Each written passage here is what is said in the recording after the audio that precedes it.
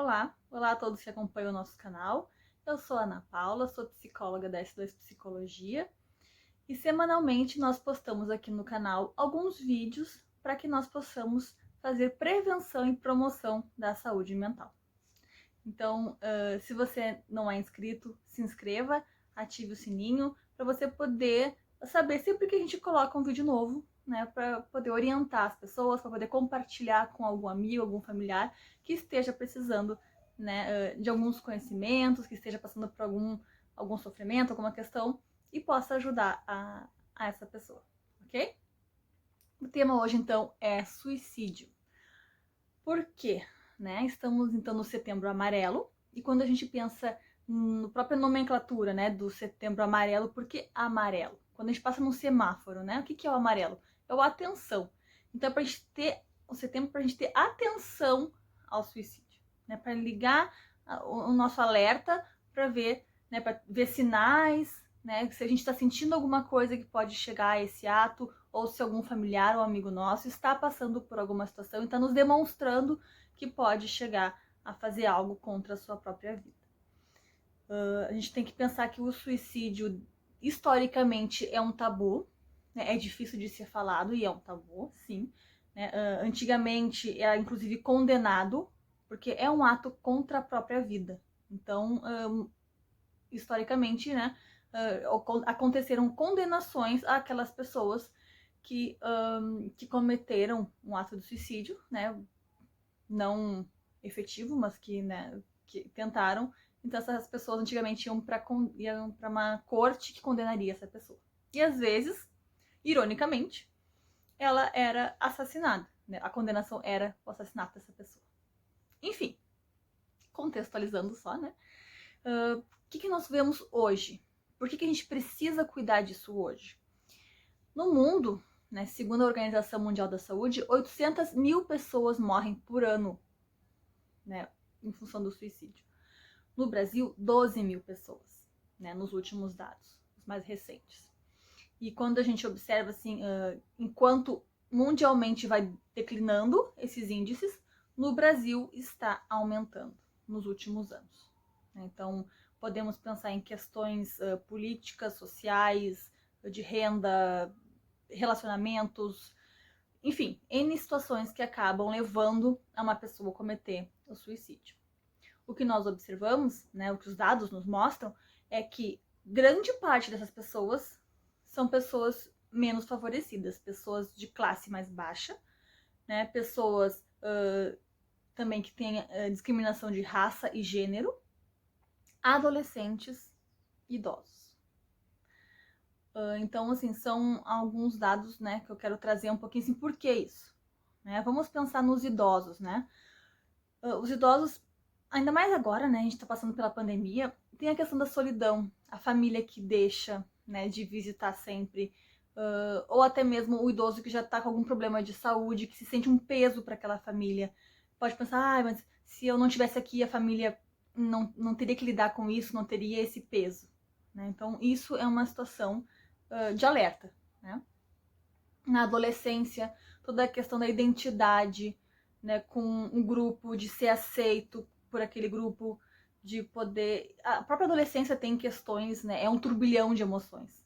Então é importante, desde criança, a família poder trabalhar com esse jovem as suas emoções, poder incentivar que esse jovem fale para a família as suas emoções, que entenda o que está se passando por dentro dele. Se necessário, faça uma psicoterapia. Isso tudo é prevenção ao suicídio.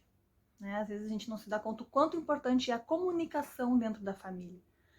E se for pensar também em grupos menos favorecidos, índios, negros, né? É onde tem mais tentativas, né, de suicídio, enfim, e o ato. Outra população que é bastante vulnerável e ocorrem bastante tentativas de suicídio é homossexuais, bissexuais, transexuais, enfim, onde tem essa questão do gênero, porque ainda hoje a sociedade tem um olhar diferente para essas pessoas, ainda tem preconceito, né? As pessoas ainda precisam lutar pelos seus direitos, olhar para lutar para serem valorizados, né? Isso causa muito sofrimento. Então, não ter o apoio da família, não ter apoio, né, das pessoas próximas. Ainda que hoje tem ONGs, né, mas não é acessível a todos, né, não são todos que conseguem chegar até essas ONGs, até esses locais que possam ter algum tipo de ajuda, né. E eu queria chamar a atenção aqui para algumas questões. Vamos pensar nos homens, né? Os homens, eles são os que mais cometem o suicídio. É os que conseguem, de fato, né, cometer o suicídio. Embora tentativas sejam mais presentes em mulheres. Os homens usam meios mais letais, né? As mulheres é mais em relação à intoxicação, né, medicamentos, enfim. Por que será que os homens têm, né, esse índice maior? A gente pode pensar que nós vivemos numa sociedade machista, uma sociedade onde o homem não pode sofrer, o homem não pode mostrar fragilidade, e isso dificulta com que esse público chegue a um psicólogo, a um posto de saúde, a algum local para falar sobre os seus sentimentos, né? Quando um homem de repente perde o emprego, vamos pensar no momento que a gente está agora, né, de demissões em relação à pandemia, e para o homem poder encarar isso já é difícil. Imagina falar para a sociedade que faliu ou que perdeu o emprego, né? Ou que uma pessoa, uma mulher, acabou um relacionamento com ele. A gente vê assim na clínica que tem homens que fazem tratamento escondido, em segredo, né? Então, porque existe essa cultura de que o homem tem que ser forte.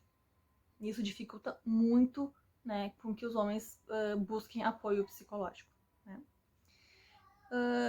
E a gente tem que pensar também de onde vem então esse desejo ou essa ideação suicida, né? Porque não é a vontade de terminar com a vida, é terminar com o sofrimento, né? É a vontade de se livrar daquilo ali que causa desespero, que causa muita dor, que não tem uma esperança, né? Porque a pessoa que comete suicídio é porque ela tentou olhar para o lado e não achou alternativa, né?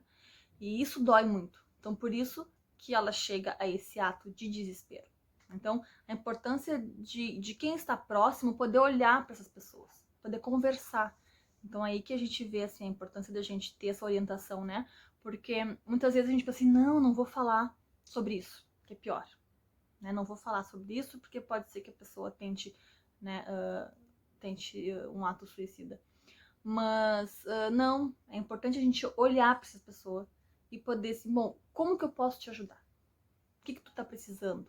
E se eu não puder ajudar, eu posso levar essa pessoa até um psicólogo, né? Se eu não conseguir resolver o problema dela, eu levo ela até um psicólogo, eu levo até algum profissional de saúde que possa ajudar, né? E só o fato de eu ouvir e ser empático com essa pessoa, né? Ser empático que eu digo assim, entender o sofrimento dela. Porque a gente tem aquela no automático a gente diz, isso vai passar. Não, né? Não vai passar. Não vai passar fácil. Né? Se a pessoa realmente está em sofrimento, a gente tem que ouvir e poder ajudar essa pessoa. Poder levar para um profissional e não dizer que vai passar. Né? Então, isso que é empatia, eu poder me solidarizar com essa pessoa. Né? E não desvalorizar o que ela está sentindo. Existem relatos de pessoas que foram, inclusive, internadas e na própria clínica de internação teve esse preconceito, né? E até com situações de dizer assim, vê se da próxima vez tu consegue. Olha o absurdo disso. Então a gente tem que ver o outro como um ser que precisa de ajuda, né? Que tá ali gritando por ajuda. Aquela coisa de que, quem quer se matar, mata mesmo, não chama atenção. Não, não é bem assim. Isso é algo, um senso comum, né? Que a gente acha que é assim, mas não é. Né? Então, assim, como o suicídio é a única forma, né, da pessoa ver para acabar com a dor, porque ela não achou uma estratégia, ela não achou uma outra maneira de lidar com aquilo ali. Né? E isso vem de antes, né? Não é de uma hora para outra. Isso vem de toda uma vida, né? Uma estrutura emocional, uma estrutura de personalidade que talvez não tenha sido bem equilibrada, não tenha sido bem estruturada, né? E algum pilar disso aí foi quebrado. Né? Se para a pessoa é um valor muito grande o emprego, perdeu o emprego, imagina o que significa isso para a pessoa. Ou perder a família, o que significa isso para essa pessoa. Então, a gente precisa se colocar no lugar e poder compreender o significado disso para aquela pessoa que está sofrendo, né? E poder ajudar ela, né? Porque muitas vezes a gente fala o que a gente quer falar para a pessoa, mas não é o que ela quer ouvir. E não escuta o que ela quer falar. Acho que é isso que a gente tem que levar em consideração, né?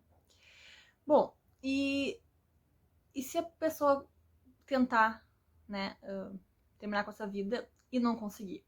Ou as pessoas que estão em volta daquela pessoa que acabou com a sua vida. A gente tem que pensar nisso também, né? Na saúde mental, que a gente chama agora a pós-venção. Né? Não é mais a prevenção, é a pós-venção, ou seja, após a tentativa ou após o ato. Né?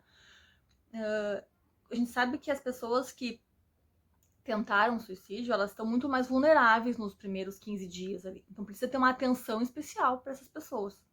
Né? Tem que ter um cuidado especial, né, nesses primeiros dias. Para que não haja uma outra tentativa, porque é comum, né, ter uma outra tentativa logo após a primeira. Né? E em situações de famílias enlutadas, precisa ter sim esse cuidado com essa família. Precisa ter esse apoio com essa família, porque a gente sabe que famílias onde uma pessoa, né, cometeu suicídio, a possibilidade de ter um outro suicídio existe e é maior. Por quê? Porque eu já perdi uma pessoa e isso já é um sofrimento para mim. Será que eu vou conseguir lidar com isso? Será que não é um pilarzinho ali, ó, a minha família que quebrou aquele pilar? E como que tá esse sofrimento para a pessoa que perdeu, né, algum parente por suicídio? Então esse olhar, esse cuidado para buscar algum sentido na vida dessa pessoa que perdeu alguém. Então a gente tem que olhar também para quem ficou, né, para quem sobreviveu ao suicídio. Dar esse apoio, né? E o próprio tratamento, a própria prevenção ao suicídio, ela vem muito de encontrar um significado para a vida. E daí eu gostaria de chamar muita atenção, assim, né? Às vezes a gente não dá bola para essas coisas. Mas poder, assim, que sentido tem a minha vida? Para que eu existo? Qual é o meu valor? Né? E isso que a gente tem que encontrar nessa pessoa que está em desespero e que não encontra saída. Né? Encontrar um sentido para a vida dela. E, para ir fechando o nosso tema de hoje, eu quero chamar a atenção para a saúde mental.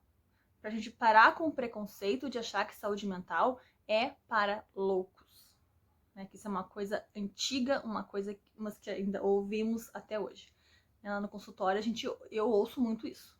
Né? A minha família não sabe, meus amigos não sabem que eu tô aqui, porque tem esse estigma de que psicoterapia é para louco. É para quem sei lá, precisa tomar um remédio, para quem não tá bem. Quando não é verdade. Né? A gente vê que muitas pessoas vão para psicoterapia para um desenvolvimento pessoal, para encontrar um sentido para sua vida e para tratar, né, de transtornos emocionais. E que bom que as pessoas estão indo tratar os seus transtornos emocionais, porque todos merecem uma vida saudável emocionalmente. Né? A gente vê que a sociedade carece disso. Porque se a gente for ver os dados lá, que a maior parte das tentativas e dos suicídios são em pessoas de renda mais baixa, a gente vê que não existe muitas opções de psicoterapia ou tratamento para essa população.